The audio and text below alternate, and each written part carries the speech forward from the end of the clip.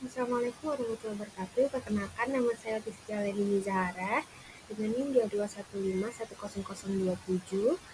Hari ini saya akan presentasi dengan tema toksikologi kesehatan lingkungan. Di presentasi kali ini ada 5 submateri. Yang pertama itu ada pengertian, kemudian ada sejarah toksikologi, kemudian perkembangan toksikologi, kemudian peranan, dan yang terakhir itu kesimpulan. Yang pertama, pengertian. Toksikologi adalah cabang ilmu yang mempelajari efek berbahaya dari kimia yang tidak dapat dipisahkan dari kehidupan manusia. Semua kegiatan domestik dan industri selalu melibatkan penggunaan bahan kimia berbahaya. Dengan berkembangnya zat beracun yang sekarang banyak digunakan di rumah tangga dan industri, perlu adanya perkembangan baik dalam penggunaan maupun pengetahuan toksikologi untuk mencegah efek berbahaya yang ditimbulkan. Kemudian lanjut ke poin yang kedua, yaitu sejarah toksikologi. Sejak perkembangan peradaban manusia, berbagai bahan seperti tumbuhan dan mineral telah dicoba secara alami untuk digunakan sebagai bahan makanan. Melalui pengalaman tersebut, manusia belajar tentang membedakan makanan yang aman dikonsumsi dan juga yang berbahaya bagi kesehatan manusia. Dalam konteks ini, makanan berarti bahan-bahan yang aman dan berguna bagi tubuh saat dimakan dan yang dibutuhkan tubuh untuk hidup dan berfungsi. Sedangkan yang tidak masuk dalam kategori aman dianggap sebagai racun yang dianggap berbahaya bagi tubuh manusia. Kata racun atau toksik berasal dari bahasa Yunani yaitu tok yang berarti panah, merujuk pada masa itu di mana panah digunakan sebagai senjata dalam peperangan dan anak panah selalu mengandung racun. Di dalam dokumen Papyrus Papers, sekitar tahun 1552 sebelum Masehi berisi informasi lengkap tentang obat-obatan dan obat-obatan oleh orang Mesir kuno.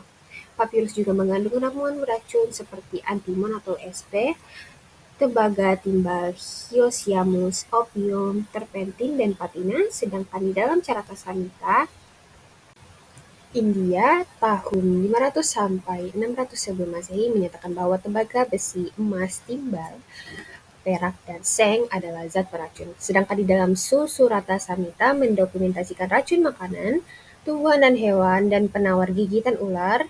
Aryens 1986, Hippocrates tahun 460 sampai 370 sebelum Masehi merupakan sosok yang dianggap sebagai bapak kedokteran dan juga dikenal sebagai ahli toksikologi pada masanya.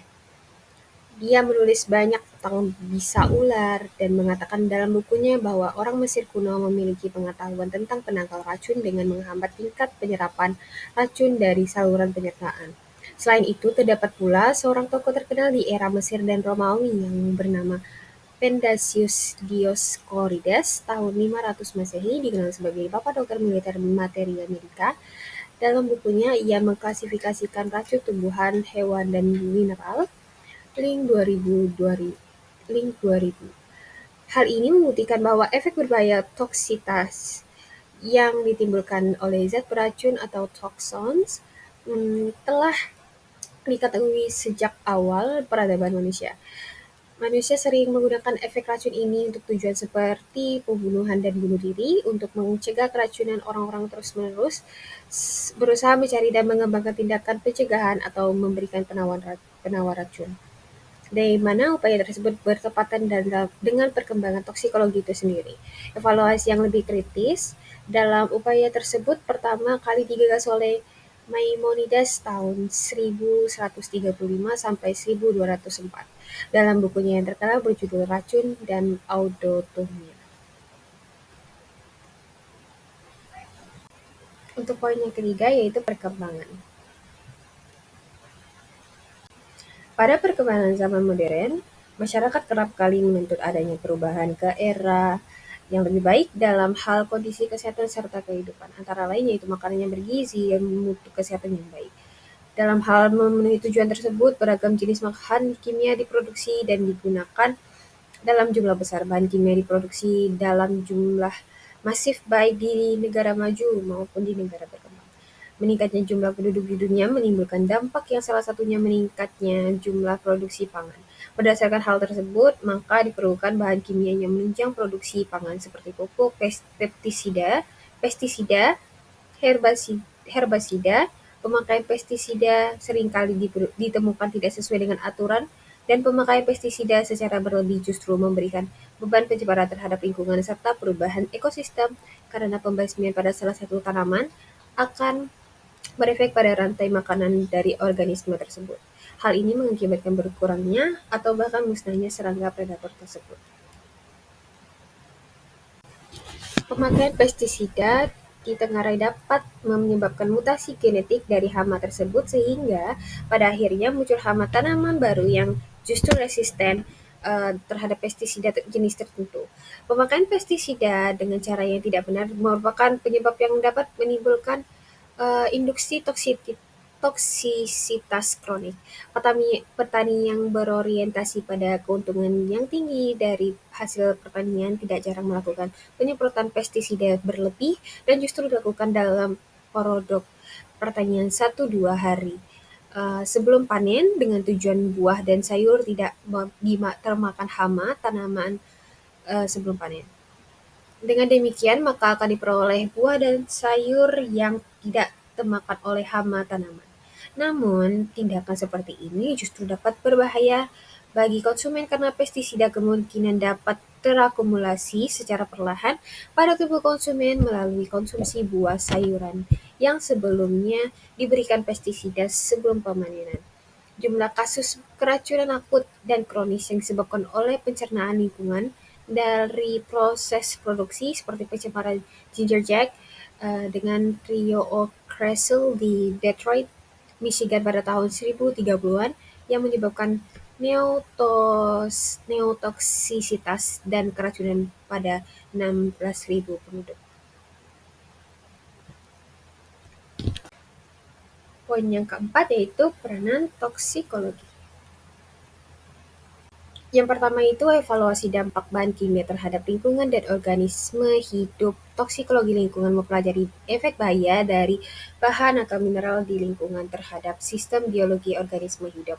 Efek ini bisa berupa iritasi ringan pada kulit hingga dampak yang lebih serius seperti kerusakan organ, kelainan kongenital, bahkan kematian. Yang kedua itu pengelolaan dan penilaian risiko. Ilmu toksikologi lingkungan berperan dalam penentuan batas pajanan yang aman, analisis risiko toksikan, serta perancangan kebijakan untuk mengurangi dampak toksik dari bahan kimia di lingkungan.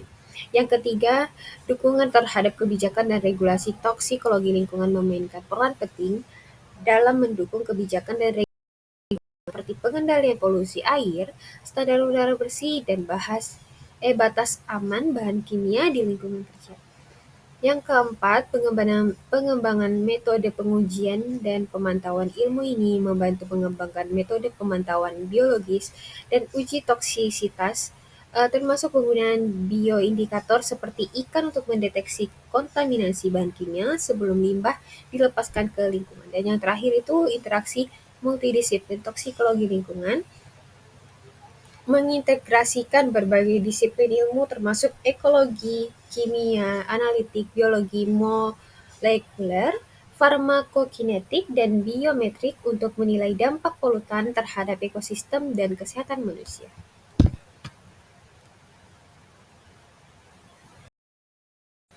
Dan poin yang terakhir itu kesimpulan. Untuk dapat menentukan karakteristik suatu risiko kesehatan lingkungan memang sangat sulit. Hal ini disebabkan untuk mengetahui karakteristik risiko harus lebih dahulu dilakukan suatu penilaian risiko.